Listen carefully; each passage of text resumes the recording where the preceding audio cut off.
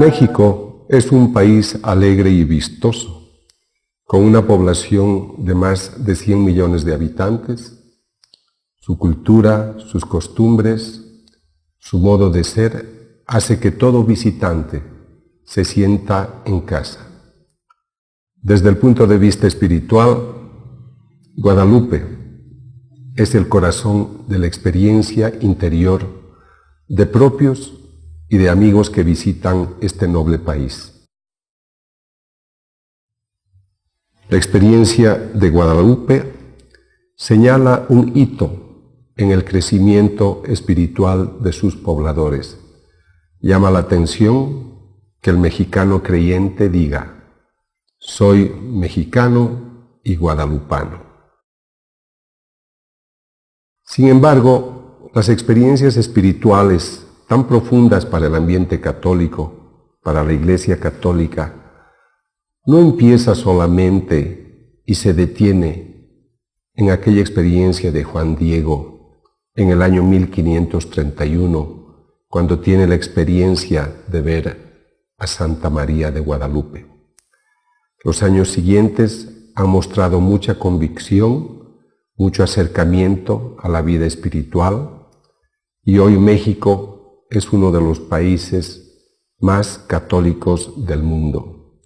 Por lo tanto, esta su fe viva ha hecho de que la fe cristiana progrese y se mantenga, siendo un ejemplo para muchas naciones. Vemos sus poblaciones de sacerdotes, de religiosas, de jóvenes misioneros que llegan a muchas latitudes llevando la palabra de Dios. Por estas referencias, por estos antecedentes tan importantes, México hoy puede ofrecer a los hijos del siglo XXI otra experiencia importante, y tiene que ver con la Eucaristía. Todos nosotros, los creyentes, conocemos aquellos momentos importantes en los cuales, sobre todo a partir de ese Jueves Santo, Jesús instituye la Santa Eucaristía. Todo creyente, por fe, sabe que Cristo está presente en la hostia consagrada. Ha sido tan importante la comprensión de esta presencia que distintos papas como Inocencio III utilizó la palabra transubstanciación para explicar aquel momento preciso en el cual durante la consagración el pan se convierte en carne, el vino en sangre. Siglos más tarde, en el siglo XVI, el Concilio de Trento se manifiesta de manera específica diciendo: durante la consagración hay un momento en el cual la sustancia se modifica.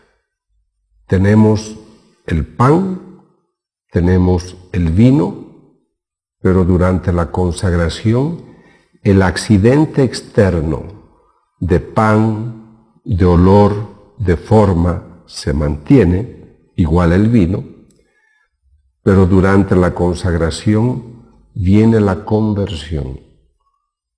El momento que el sacerdote eleva la santa forma y el cáliz, ya no es el vino, ya no es el pan, sino que es el cuerpo y la sangre del Señor.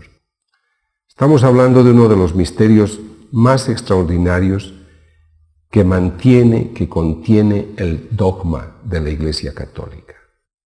Pero es un misterio. Y al misterio se llega a través de la fe.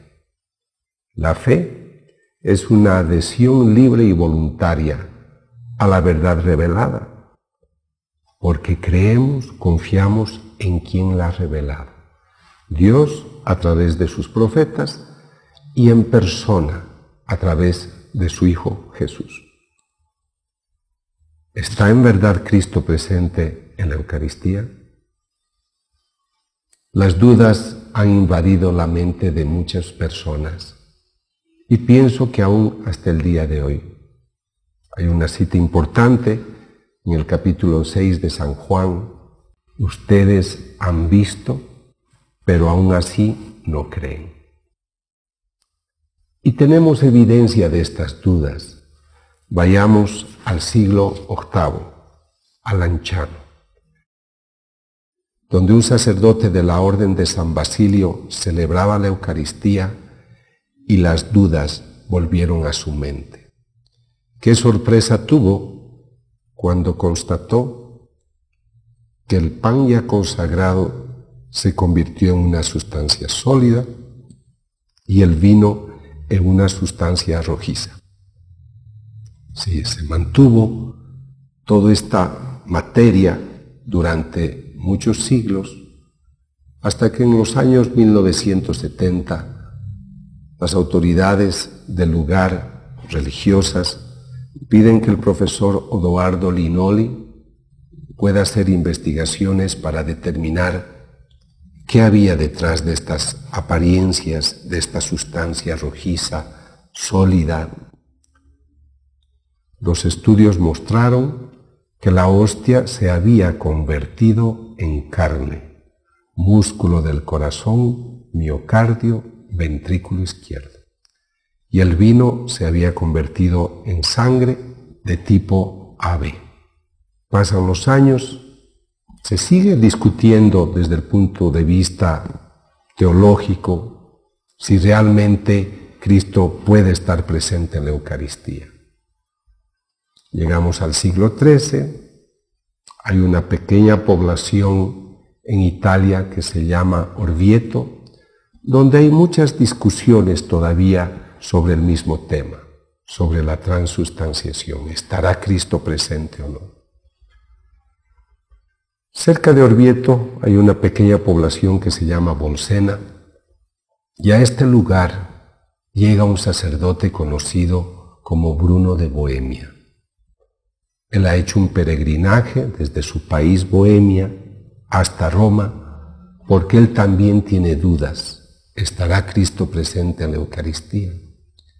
Y cuando él llega a la iglesia, a la parroquia de Santa Cristina, en Bolsena, celebra la Santa Eucaristía, pero le vuelven las dudas.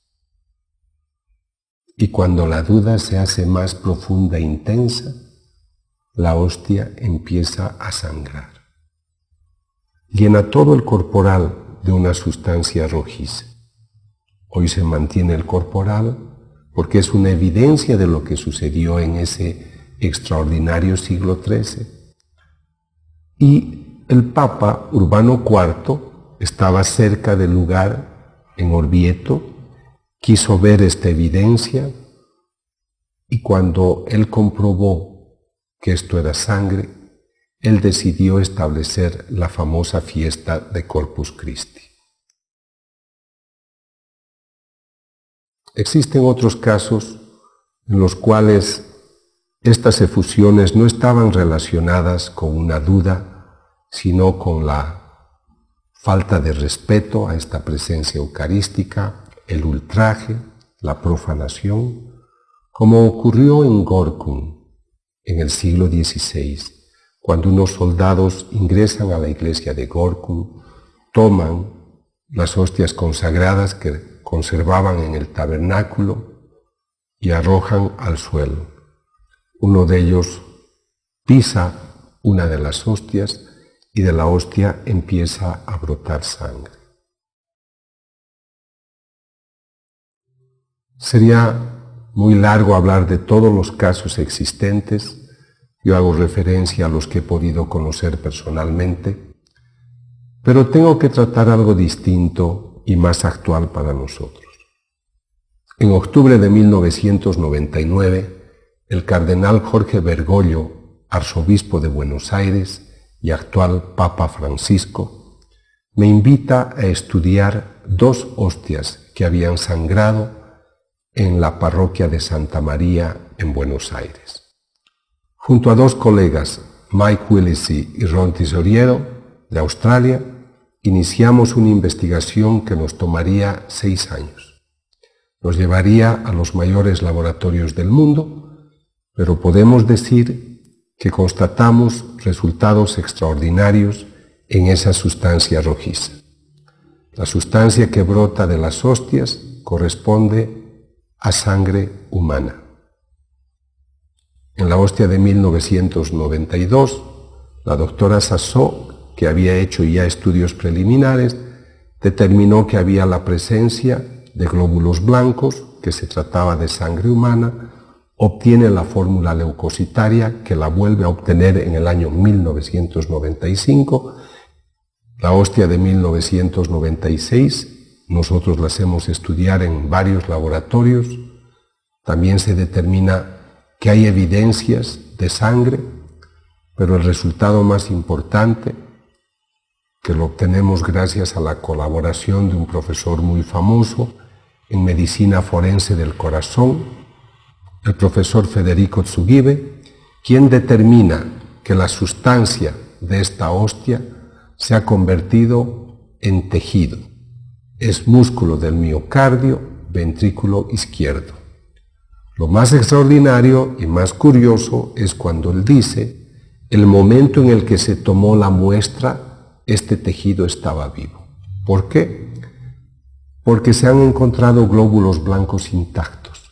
Y los glóbulos blancos solo podían haber llegado a este lugar, a este tejido, a través de circulación sanguínea. Este es el resultado extraordinario de esta investigación. Algunos obispos de otras latitudes me invitaron a hacer otros estudios.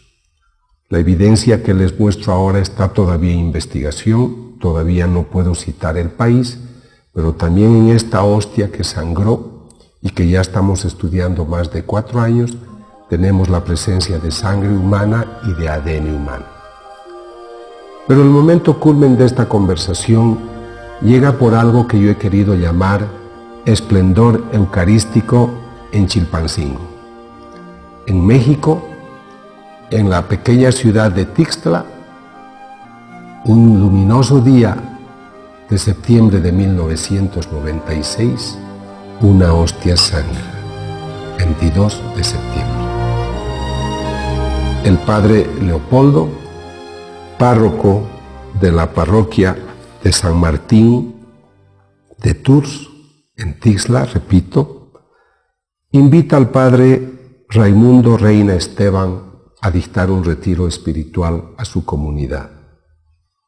El día sábado transcurre dentro de la norma de un retiro, pero el día domingo, 22 de septiembre, sería un día muy especial para todos los presentes, para el padre Leopoldo Roque y sobre todo para el fray Raimundo Reina Esteban. El sacerdote ha celebrado la misa, tiene 2 religiosas que están dando la comunión, también el padre Leopoldo, pero en un momento la religiosa que estaba dando la comunión en el pasillo del lado izquierdo vuelve donde el padre Raimundo y le muestra el copón. En el copón hay una hostia que tiene efusión de un líquido rojizo.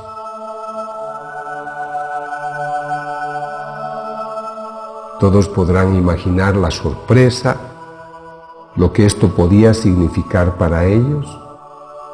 Por la entrevista que tuve con el padre Raimundo, sé que esta es la segunda vez que ocurre una experiencia similar en su presencia durante una celebración suya, y ahora hay muchos testigos del hecho.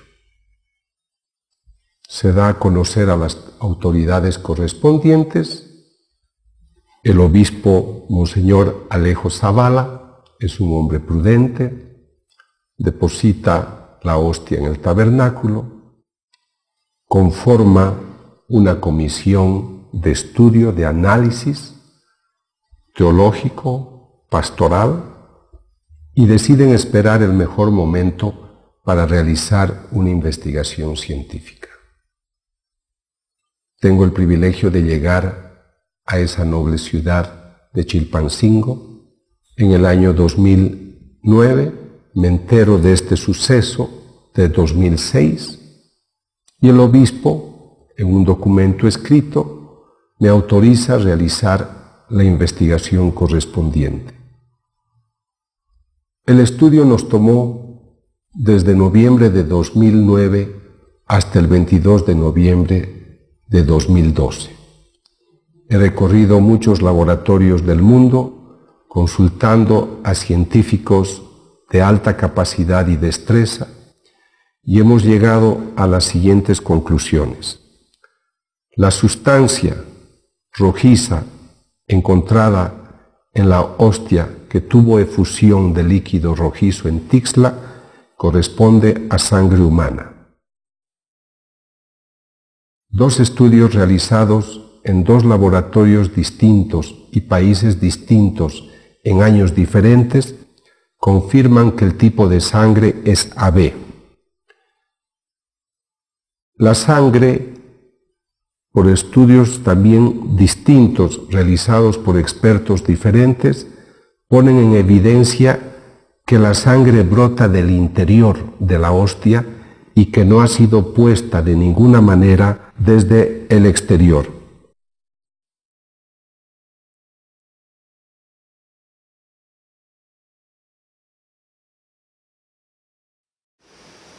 Con lo que está viendo, ¿podría usted decirme si brota de adentro o ha salpicado de forma externa?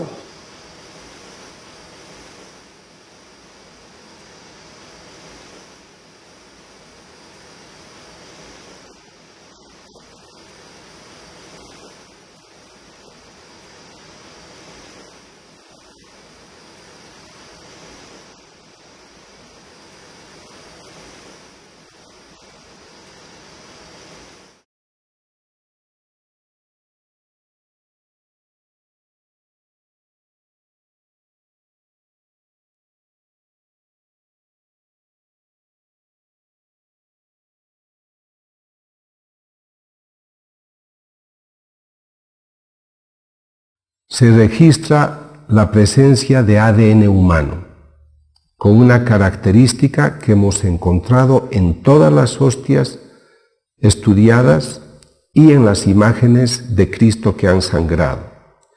Se puede constatar la presencia de ADN, pero cuando se quiere realizar la ampliación que se denomina de PCR, cuando se quiere obtener la cadena genética, no se puede obtener.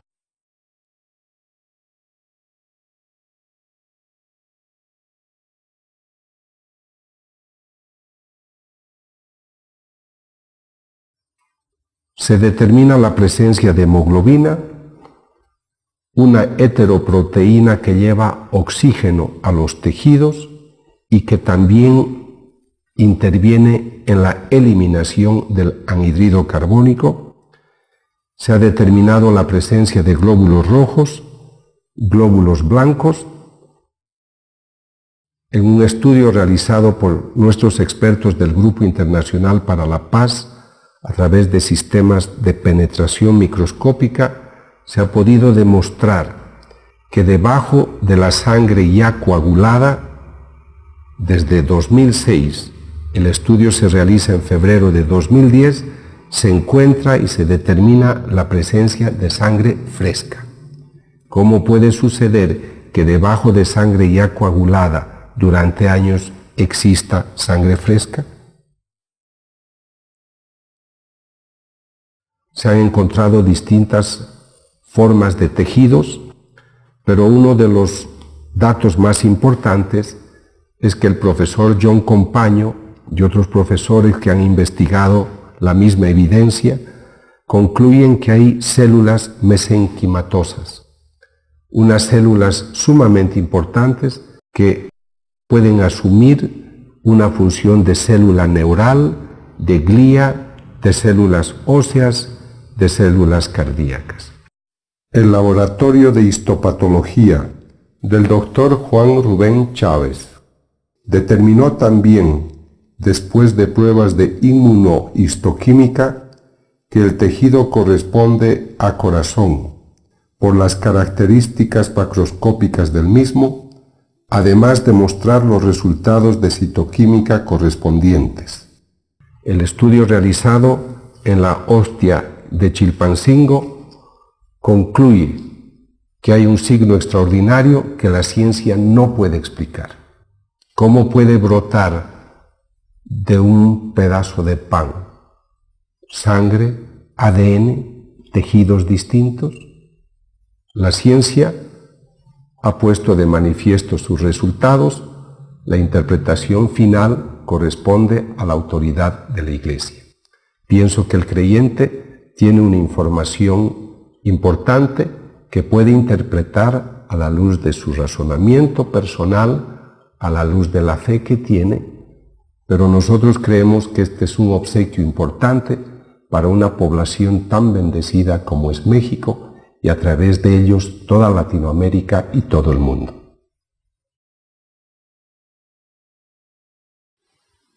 Estamos en una de las capillas del Discipulado de la Misericordia en un país de las Américas. Estamos ante un pequeño tabernáculo iluminado porque todos los creyentes católicos creemos por fe que Cristo está presente en la Eucaristía. Como en todos los tabernáculos del mundo, sean grandes o pequeños. Jesús, solo por amor, quiso quedarse en medio de nosotros en cuerpo, sangre, alma y divinidad, tan vivo como hace 2000 años. Y por eso suceden los milagros. Habíamos dicho ya al principio de toda esta programación, de toda esta presentación, que los milagros ocurren para demostrarnos que aquello que nosotros creemos es verdad. Hostias que sangran, hostias con efusiones de sustancias sólidas que se convierten en carne, músculo del miocardio, ventrículo izquierdo.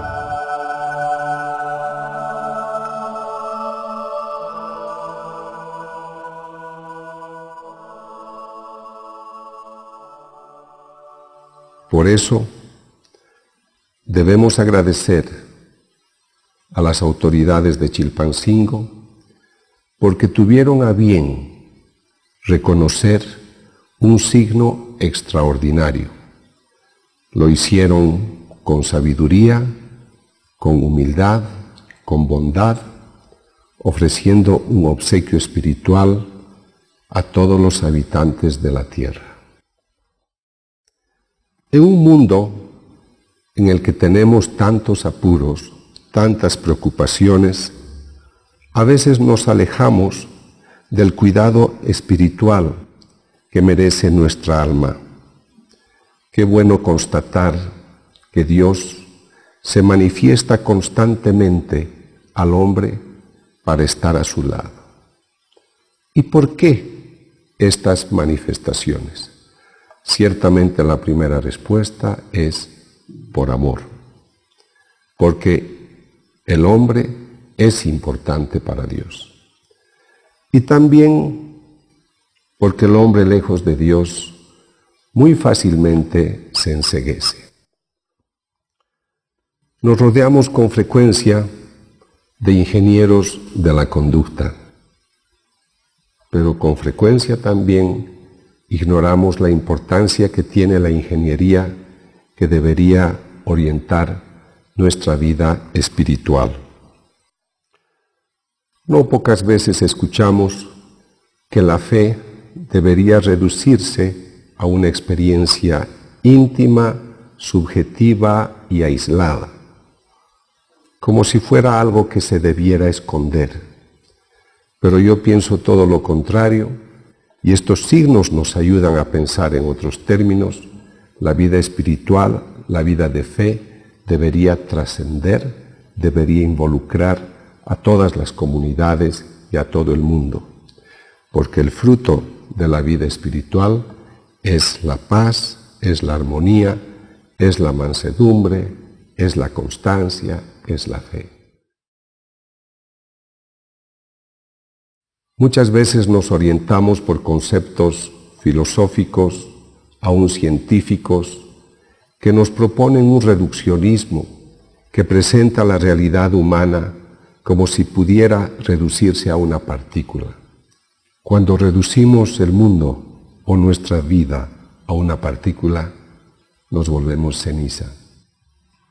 No nos quedemos únicamente observando las partículas del mundo, descubramos más bien su inmensidad, su trascendencia, y así fácilmente encontraremos el rostro de Dios, nuestro Padre y Creador. A menudo lo ignoramos porque no lo conocemos suficientemente. Por eso se revela constantemente en lo ordinario y en lo extraordinario, para decirnos siempre con voz viva: aquí estoy. Espero que estos signos nos ayuden a comprender con la razón y la fe todo lo que la vida humana y espiritual significa. Muchos rechazan la verdad porque a veces se presenta de manera inesperada, misteriosa, extraordinaria y ajena al propio pensamiento. Pero solo por eso la vamos a negar. Dejemos que el mundo espiritual rescate sus mejores recursos: Dios, fe, esperanza, amor, caridad, compasión, tan necesarios en nuestro mundo actual. Estos eventos suceden para inundarnos en un océano de gracias, no para reducirnos a una gota materialista que más bien nos ahoga. A veces creemos que el misterio esconde la realidad, pero yo creo más bien que nos acerca a la verdad y a un mundo extraordinario que merece ser conocido. Muchos periodistas me preguntan: doctor, ¿qué significa todo esto para usted? La respuesta es muy sencilla. Jesús dijo: esto es mi cuerpo, esto es mi sangre. El pan que yo les daré es mi carne.